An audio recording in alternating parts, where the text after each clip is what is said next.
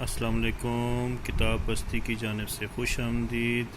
جیسے کہ آپ کو پتہ ہے کہ ہم کتاب بستی کے اس یوٹیوب چینل پہ مختلف کتابوں کے ریویوز اور سمریز آپ کے ساتھ شیئر کرتے ہیں، تاکہ اگر آپ کے پاس کتاب پڑھنے کا وقت نہیں ہے تو آپ اس کتاب کی سمری دیکھیں، اور اگر آپ کو پسند آئے تو تاکہ آپ اس کتاب کو پھر پڑھ سکیں۔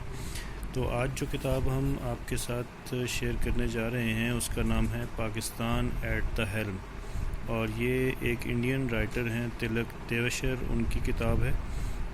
کافی ضخیم کتاب ہے، آپ اس کو دیکھ سکتے ہیں۔ سب سے پہلے اس کتاب کے شروع میں جو ہے وہ تھوڑا سا جو انٹروڈکشن دیا گیا ہے آتھر کا، جو کہ ایک گورنمنٹ آف انڈیا کے کیبنٹ سیکریٹریٹ سے جو ہے وہ special secretary, as a special secretary 2014 میں یہ ریٹائر ہوئے، اور اس کے بعد انہوں نے اپنی ایک پہلی کتاب لکھی کورٹنگ دا ایبائز، جو کہ 2016 میں پبلش ہوئی، اور یہ ان کی دوسری کتاب ہے پاکستان ایٹ دا ہیلم جو انہوں نے لکھی ہے۔ اس کتاب کی پریز میں کافی سارے لوگوں کے یہاں پہ آپ کو شروع میں نظر آئیں گے، کمنٹس لوگوں کے نظر آئیں گے، جس میں ایک حسین حقانی جو ہیں ہمارے فارمر ایمبیسیڈر، ان کا بھی ہے، اور اس کے علاوہ کچھ انڈین آرمی کے جرنلز ہیں اور دوسرے لوگ ہیں جن کا جو ہے وہ اس کے اندر انٹروڈکشن تھوڑا سا انہوں نے اس کتاب کی پریز جو ہے وہ کی ہے۔ آگے جب ہم چلتے ہیں تو اس کتاب کی اچھی چیز جو مجھے نظر آئی وہ یہ ہے کہ اس کے اندر ایک ٹائم لائن دی گئی ہے، Pakistan a time line of events. تمام میجر ایونٹس جو کہ پاکستان کے اندر ہوئے 14 اگست 1947 سے لے کے کریشن آف پاکستان سے اب تک، تو وہ انہوں نے اس کے اندر ڈے وائز ریکارڈ کیے۔ کافی انہوں نے محنت کی ہے، 4-5 پیجز جو ہیں وہ اس کے اوپر لگائے ہیں، جیسے 2 جولائی 1972 میں prime minister Indira Gandhi and prime minister Bhutto sign peace accord ان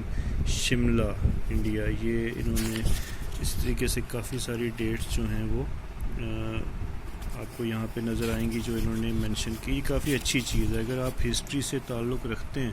اور آپ کو اس کتاب کے بارے میں یا پاکستان ہسٹری کے بارے میں تھوڑا سا علم ہے، تو آپ جیسے جیسے ان ڈیٹس کو پڑھتے جائیں گے آپ کے سامنے ایک پوری فلم جو ہے وہ چلتی جائے گی۔ آگے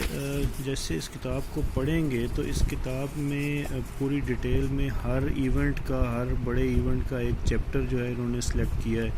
جو انہوں نے اس کے اندر مینشن کیا، اور بہت ڈیٹیل سے، جیسے Ayub Khan 1965، bridge too for,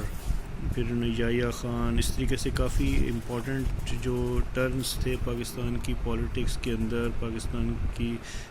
life کے اندر، انہوں نے اس کو جو ہے وہ ایڈریس کیا ہے۔ لیکن اوورآل جب اس کتاب کو پڑھتے ہیں تو اس میں انہوں نے بہت بائسنس کا مظاہرہ کیا ہے۔ اگر اس کتاب کی ڈیٹیل میں آپ دیکھیں گے تو اس میں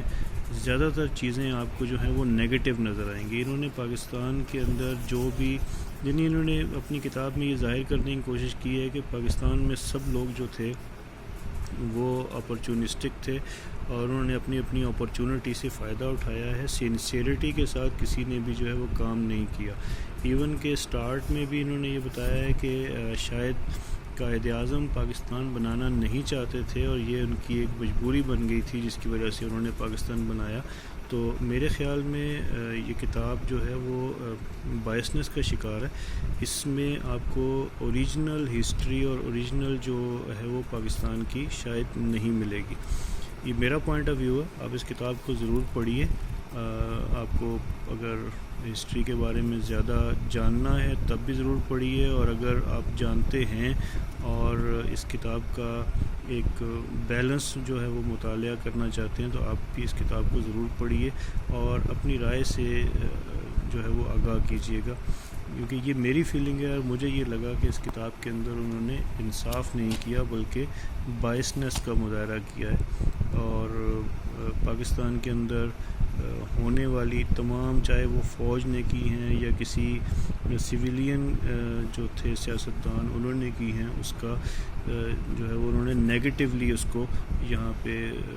جو ہے وہ لکھا ہے. تو اس کتاب کو ضرور پڑھیں. امید ہے آپ کو یہ کتاب اچھی لگے گی اور آپ کے علم میں اضافہ ہوگا. تو اپنی رائے سے ضرور آگاہ کیجیے گا. اگر آپ نے ہمارے چینل کو ابھی تک سبسکرائب نہیں کیا تو اس کو سبسکرائب بھی کریں تاکہ آپ کو آنے والی کتابوں کا ریویو مل سکے. بہت شکریہ.